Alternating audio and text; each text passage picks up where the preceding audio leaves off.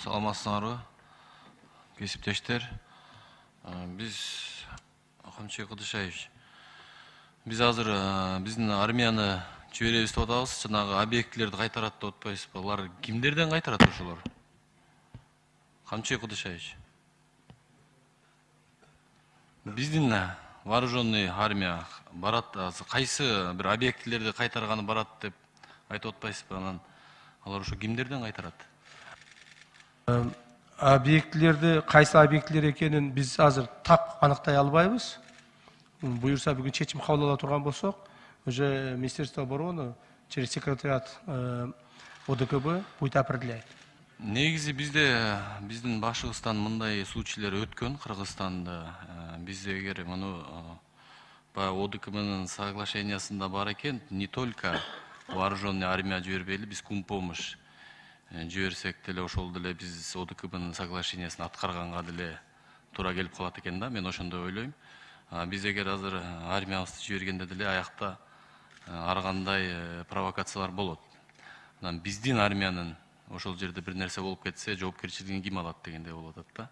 Мамлекет алабы же кимибиз алат? Эгер случайсы сиз азыр гарантия жок деп атасыз. Биз деле бул жерден ушу армиябыз жөнөтүп эле анан ошого bir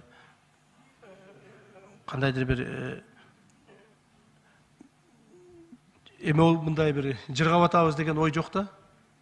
Бизде түшүнүп атам, аябай оор акыбал болуп атат Камчы Кыдышаевич. Мамлекеттин жетекчилери катары биздики да тарыхый чечим болот бул жердечи. Бизде деген мындай башыбыздан өткөзгөнбүз. Бул Казакстанда дагы баягы өзлөрүнүн ички конфликтине негизи кийлигишпей деле койсок болмок. Бирок ОДКБга обращение кылды Жомарт Токаев. Ал эмненин негизинде өзүнүн креслосун сактап калыштын негизинде деп эле мен ошондой түшүнөм. Неге дегенде ошо өзүнүн элин террорист деп атап атат да бүгүнкү күндөчү. Биз наоборот жардам эртең Жомарт Токаев кетип калса, бийлик кулап кала турган болсо, биз наоборот террористтерге жардам берген болуп калбайбызбы? Жаник Султанович, мен сизден дагы бир жолу суранамын. Что башка ушундай маселелер каралып атканда башка мамлекеттин аброюна шек келтирбей эле айтсак, биринчиден. Себеби бая башында ушуну мен предупреждетип айттым эле. Давайте по сути эме кылайлы, алар өздөрүнүн иши, өздөрүнүн ички иши. Ким террорист эмес, кантип аларды аныкташат, кантип жазалашат, алар өздөрүн жасайт аны. Биз дагы бир жолу айтайын. Эл аралык ОДКБ келишиминин негизинде алар сурангандан кийин бардык ОДКБнын мүчөлөрүнүн, мамлекет башчыларынын кабыл алган чечиминин негизинде гана иш алып барып атабыз. Өзүбүзчө мындай бир бейбаштык кылып, же болбосо өзүбүзчө бир аракет кылып аткан жерибиз жок. Мына азыр эле мага дагы маалымат берип атышат.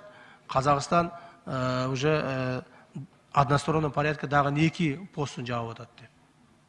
Таким образом, может быть, завтра у нас вообще все посты будут закрыты. Что нам? Что от этого хорошо? Эч нерсе болбойт. Ошондон биз алар суранган жардамды беришибиз керек. Эми алар пост бербей койсок, пост жаап коет деген мааниде эмес бул. Антип түшүнүп албагыла. Бирок алар кыйналып атканда биз жардам беришибиз керек деген ойдомун. Жок, ошо туура мен да түшүнөм, жардам беришибиз керек, бирок Камчы Кыдышаевич, биз жанагы вооруженный армияны киргизбей эле ОДКБнын соглашениясында деле бар турбайбы, биякта средства менен жардам берсек, кумпомыш кылсак. Биз ОДКБга соглашение болгон жана кирген мамлекеттер уже армияларын киргизип атышпайбы? Ар бир сиз азыр атап кеттиңиз, 150-200 солдаттарын киргизип атат да. Биз айырмаланып, кумпомыш, жанагы биздин врачтар менен ошондой кылып жардам кылып ошондой киргизбейли. Бул деле ОДКБнын соглашениясында бар экен да. Азыр биз 10 секунд. Армияны киргизбеген күндө башкача тарых болуп калбайбы деген ойдобуз да. Кийинки күндө. Уруксат берсеңиз. Азыркы күндө жана чечимге байланыштуу Белоруссиянын уже солдаттары, офицерлери ажерге уже кирди, Россияныкы кирди, Арменияныкы уже загружены, азыр уже даже информация может быть с момента на момент уже они должны были вылететь.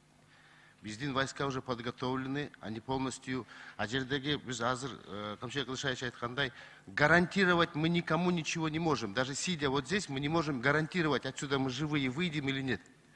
Без военные люди, И соглашениеге кол койгондон кийин биз эл аралык эмеде деңгээлде өзүбүздүн аброюбузду түшүрбөшүбүз керек. Если ошол жердеги военная коалиция выполняет международные договора, мы ее как ошо мүчө катары ошону аткарышыбыз керек. Өзүбүздүн авторитетибизди түшүрбөй. Сейчас уже Таджикистан готов.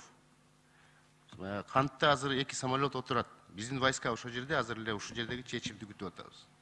Жок, ооба, аны түшүнүп атабыз. Бирок бул жерде соглашениеде деле жазылып турбайбы, средствам может. Мы просто не хотим идти по легкому пути, жана камчы кылыш айтып атпадыбы. Почему биз азыр ажерге баягы ун жибербей ошо менен рахмат айтып калабызбы?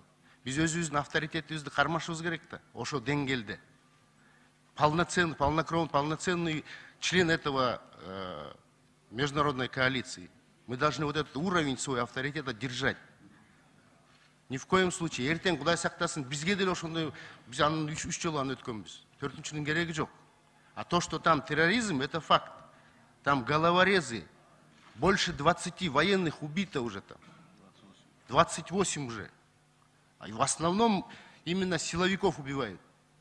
Понимаете? То есть там терроризм уже подтвержден. И азыр ушул жерден биз деген гуманитарный жардам жиберебиз деген, это будет биздин өз жактан баягы, будем говорить так, политическая слабость будет. Башка